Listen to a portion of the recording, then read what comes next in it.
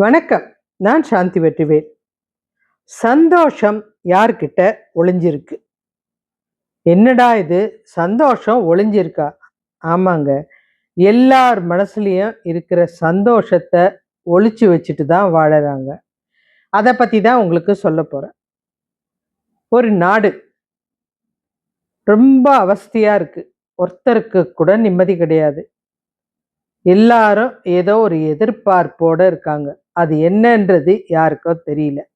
ஒரு நாடே நிம்மதி இல்லாம இருந்தா, அப்ப கடவுளுக்கு யோசனை வரும். உடனே அந்த நாட்டு மக்களுக்கு ஒரு அறிக்கையை குடுத்தாரு. சத்தமா ஆகாயத்திலிருந்து அசிரீரியா குரல் கொடுத்தாரு. நீங்க ஏதோ நிம்மதி இல்லாம இருக்கிறீங்கன்னு மாத்திரம் எனக்கு தெரியுது. உங்களுக்கு என்ன பிரச்சனையோ என்கிட்ட சொல்லுங்க. நான் தீர்த்து வைக்கிறேன் அப்படின்னாரு. கடவுளோட குரல் அப்படின்றது எவ்வளோ முக்கியம். அத அவர் சொன்னதுமே மொத்த மக்களும் அப்படியே சண்டை போட்டுக்கிட்டு கூடி நின்னாங்க. கடவுளுக்கு மொத்த பேருக்குமே பிரச்சனையா? நான் எப்படியும் ஒருத்தன் 2 பேருக்கு தான் பிரச்சனைன்னு நினைச்சேன். மொத்த பேருக்கும் என்ன அப்படி ஒரு பிரச்சனை இருக்கும்? ஏன்னா நம்ம பூமியை உருவாக்கிட்டு மக்களை படைச்சிட்டோம்.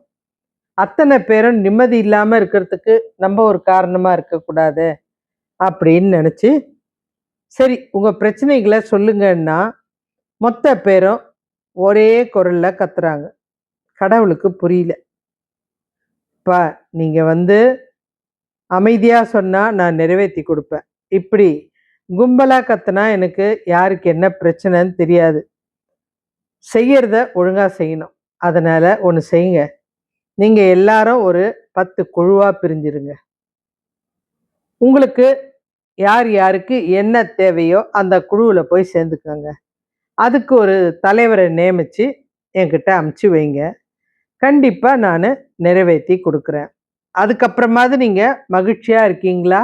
இல்லையான்னு நான் பார்ப்பேன்" அப்படின்னாரு. அவ்வளோதான். நெறைய பேரு நெறைய விஷயங்கள பத்தி பேசுனாங்க. கலந்து ஆலோசிச்சாங்க. ஒவ்வொரு குரூப்பா பிரிஞ்சு 10 பேரு ஒண்ணு சேர்ந்துட்டாங்க. ஒரு குரூப்புன்னா அதுல ஒரு எத்தனையோ லட்சம் பேர் இருப்பாங்க. எத்தனையோ கோடி பேர் இருப்பாங்க. அந்த மாரி. எல்லாரும் கிளம்பி கடவுள பார்க்க போயிட்டாங்க. முதல் மனுஷன், "என்னப்பா உனக்கு வேணும்? உன் குரூப்ல என்ன முடிவு எடுத்தாங்க?" அப்படின்னு கடவுள் கேட்டாரு. "உலகத்துல எந்த தொழில் முதன்மையா இருக்குதோ, அதுக்கெல்லாம் நாங்க அதிபரா இருக்கணும். அடுத்தது எங்களுக்கு பணத்துக்கு குறைவு இருக்கக்கூடாது" அப்படின்னாரு. "அவ்வளவுதானப்பா, இது ஒண்ணும் பெரிய விஷயம் இல்ல. ஆனா அதுல சிரமம் இருக்கும் பரவாயில்லையா?" "ஐய! அத பத்திலாம் எங்களுக்கு கவலை கிடையாது. பணம் வருதுன்னா, நாங்க எத்தனை சிரமமும் பட தயாரா இருப்போம்.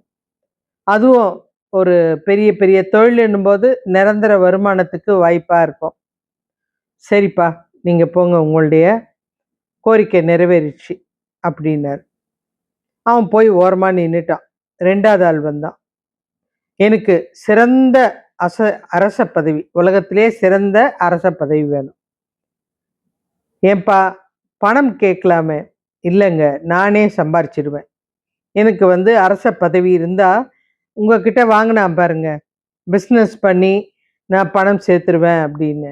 அத விட அதிகமா நான் பிஸ்னஸ்குள்ளேயே உருவாக்கிடுவேன்" அப்படின்னு சொன்னான். "சரி ஏதோ செய்.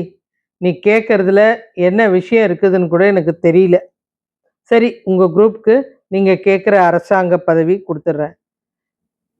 கடவுளே, இன்னொரு பிரச்சனை. எங்களுக்கு பணி ஆட்களும் கூட நெறைய பேரும் எங்கள என்கரேஜ் பண்ணிக்கிட்டே இருக்கணும்." "ஏன்பா?" "இல்ல, இல்ல. அரச பதவி அப்படின்னாலே எங்க கூட ஒரு கம்பீரமா எப்பவும் ஒரு 100 பேர் பின்னாடி வந்தா தான் எங்களுக்கு தைரியம் வரும். அப்ப நாங்க நாங்க தைரியத்தோட பேசுவோம். தலைவன் சிறப்பானவன்னு எல்லாரும் நம்பணும். என் பின்னாடி ஒரு 100 பேராவது இருக்கணும். அந்த அளவுக்கு இருக்கணும். அதே மாரி நான் கை தூக்குனா ஒருத்தன் கார எடுக்கணும். நான் இந்த பக்கம் கை தூக்குனா குடிக்க தண்ணி கொண்டு வந்து குடுக்கணும். ஒரு பணியாட்களும் இருக்கணும். ஒரு கெத்து வேணாமா எங்களுக்கு?" சரி, சரி. ஏதோ ஒண்ணு செஞ்சு தொலைங்க.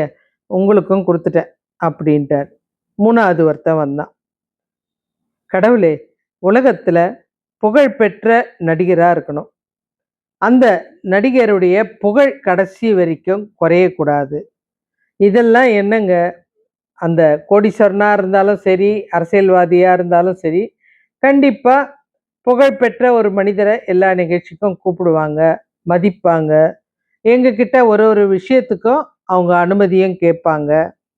அதனால ஒரு நல்ல நடிகரா இருக்கணும் அப்படின்னார். சரி, உங்களுடைய விருப்பப்படியே செய்றேன். நீங்க நல்ல நடிகராவே இருங்க. பணமும் உங்களுக்கு இருக்கும், புகழும் இருக்கும், எல்லாமே இருக்கும். 4வது ஒருத்தன் வந்தான். எனக்கு ஒரு ஆசை. அதாவது எனக்குன்றது எங்களுடைய குழுவுக்கு. உலகத்துல அழகான ஆண்மகனா இருக்கணும். இவன் தான் மன்மதன் உலகத்திலேயே. வேற யாருமே கிடையாது. கண்டிப்பா இந்த ஏக்கம் அவனுக்கு இருக்க தான் செய்யும். ஏன்னா, பெண்களுக்கே வந்து நான் இவங்கள மாரி இருக்கணும், அவங்கள மாரி இருக்கணும்னு ஆசை இருக்கும்போது, ஆண்களுக்கு இருக்கக்கூடாதா? கண்டிப்பா அர்னால்டு மாரியோ, இல்ல வந்து ஜாக்கி சான் மாரியோ தாராளமா இருக்கலாம்.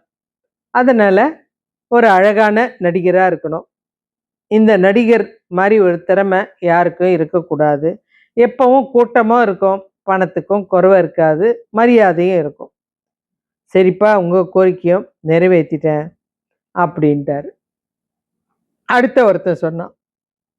எனக்கு ஒண்ணும் இல்லங்க. நான் வந்து எப்படி இருக்கிறேன்றது முக்கியம் இல்ல. என்ன சுத்தி உலக அழகிலாம் புகழ்ந்துட்டே இருக்கணும். உலக அழகிய நம்ப புகழறது போய் எவ்வளோ எவ்வளோ ஆசை மனசுல மறைச்சு வச்சிருந்தாங்கன்று இதுல இருந்தே தெரியுது பாருங்க. உலக அழகியெல்லாம் வந்து நம்ம தான் புகழ்வோம். ஆனா அவங்கெல்லாம் ஒரு ஆண்மகன புகழறதுன்றது எவ்வளோ அருமையான விஷயம். அதனால கடவுளுக்கே ஆச்சரியம். "அப்பா இவங்களுக்குள்ள இவ்ளோ ஒரு ஆசைகள் இருக்கா? சரிப்பா, உனக்கு அத குடுக்குறேன்." அடுத்தவன் சொல்றான், "உலகத்துல இருக்கிற விலை உயர்ந்த கார் எல்லாம் என்கிட்ட தான் இருக்கணும். புது மாடல் எது வந்தாலும் முதல்ல எனக்கு வந்துடணும்."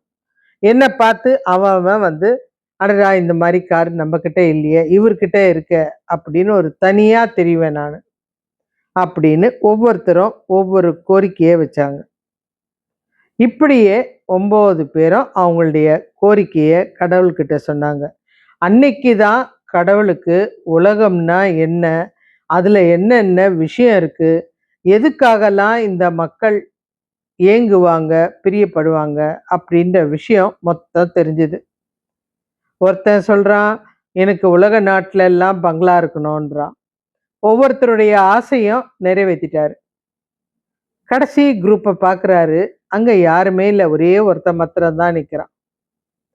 கடவுளுக்கு ஆச்சரியம். "ஏன்பா என்ன வேணும் உனக்கு?" அவன் வாயே தொறக்கல. கடவுள பார்க்குறான். அப்படியே சைலன்ட்டா இருக்கான். உடனே கடவுள் கேட்கிறாரு, "ராஜா, உன் ஆசை எதுவா இருந்தாலும் சொல்லு. நான் நிறைவேத்தி வைக்கிறேன்." இவ்ளோ பேருடைய ஆசை ஒரு நிமிஷத்துல நிறைவேத்திட்டேன். உன்னுடைய ஆசை கண்டிப்பா நிச்சயம் நிறைவேத்துவேன். உனக்கு என்ன ஆசையோ கொஞ்சம் கூட பயப்படாத. தைரியமா கேளு. நான் அத உனக்கு செஞ்சு குடுக்குறேன் அப்டின்னாரு. அவன் அப்பவும் மௌனமா இருந்தான். "இந்த பாரு தங்கம், வாழ்க்கையில இந்த மாரி வாய்ப்பு கிடைக்கிறது ரொம்ப கஷ்டம். உனக்கு கிடைச்சிருக்கு. என்ன வேணும்னு கேளு." நான் கேட்டா நீங்க சிரிப்பீங்க. இல்லப்பா, மனுஷனுடைய தேவை என்னன்னு தெரியாம நான் பாட்டுன்னு கிடுகிடுன்னு படைப்பாற்றல் மூலமா நெறைய பேர உருவாக்கிட்டேன். எனக்கு தெரிஞ்சுக்கிறதுக்கு ஒரு அரிய வாய்ப்பு. அதனால சொல்லு.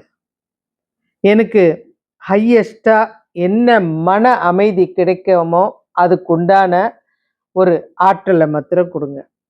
மன நிம்மதியா இருக்கணும், நிம்மதியா தூங்கணும், நிம்மதியா எந்திரிக்கணும். எந்த டென்ஷனும் இருக்கக்கூடாது. அதுக்கு என்ன செய்யணுமோ அத செய்யுங்க. யாருமே அந்த நிம்மதிய, அமைதிய உணர்ந்திருக்க கூடாது. அந்த அளவுக்கு ஒரு எஃபெக்ட் இருக்கணும். கடவுள் கொஞ்ச நேரம் யோசிச்சாரு. அவன பார்த்துக்கிட்டே இருந்தாரு. மொத்த பேரும் அங்க இருந்து கிளம்பல. அந்த 9 குரூப்பும் கிளம்பல. சிரிச்சுக்கிட்டே இருக்காங்க. "எதுக்கு சிரிக்கிறீங்க?" அப்படின்னு கடவுள் கேட்டாரு. கடவுளே! இந்த அமைதி வேணுன்றதுக்காக தான் நாங்க இவ்ளோ விஷயத்த கேட்குறோம். ஏன்னா, எங்க வாழ்க்கையில பிரச்சனை வர்றதே இதுக்காக தான். ஆனா, எங்களுக்கு இதெல்லாம் இருக்கிறதுனால அந்த அமைதி தானா வந்துரும். ஆனா, இவன் தனியா அமைதின்னு கேட்குறான். அதுல என்ன கிடைக்க போதுன்னு தெரியல. அப்படின்னு அவன கேவலப்படுத்தி சிரிக்கும்போது, கடவுள் அவனுடைய தோள்ல கை வச்சு, "சரி, நீ வந்து காத்திரு. உன்கிட்ட கொஞ்சம் பேசணும். அப்பா உங்களுக்கெல்லாம் கேட்டதெல்லாம் கிடைச்சிடுச்சுல்ல? நீங்க எல்லாம் கிளம்பலாம். நீ கொஞ்சம் வெயிட் பண்ணு. உன்கிட்ட நான் பேசணும்." அப்படின்னு கடவுள் உள்ள போயிட்டு கதவ சாத்திட்டாரு. கடவுள் வருவாரு வருவாருன்னு இவங்களும் காத்துட்டு இருக்காங்க. கிட்டத்தட்ட 1 வாரம் ஆச்சு. நீங்க கேட்கலாம், கடவுள் போயிட்டு வர ஏன் 1 வாரம் ஆச்சுன்னு. சாதாரண பதவியில இருக்கிறவனே, வெயிட் பண்ணுங்கன்னு சொல்லிட்டு 5 மணி நேரம் கழிச்சு வரும்போது, உலக இயக்கமே அவர்கிட்ட தான் இருக்குது. அப்ப அவர் ஏன் 1 வாரம் கழிச்சு இல்ல, 1 மாசம் கழிச்சு கூட வரலாம்.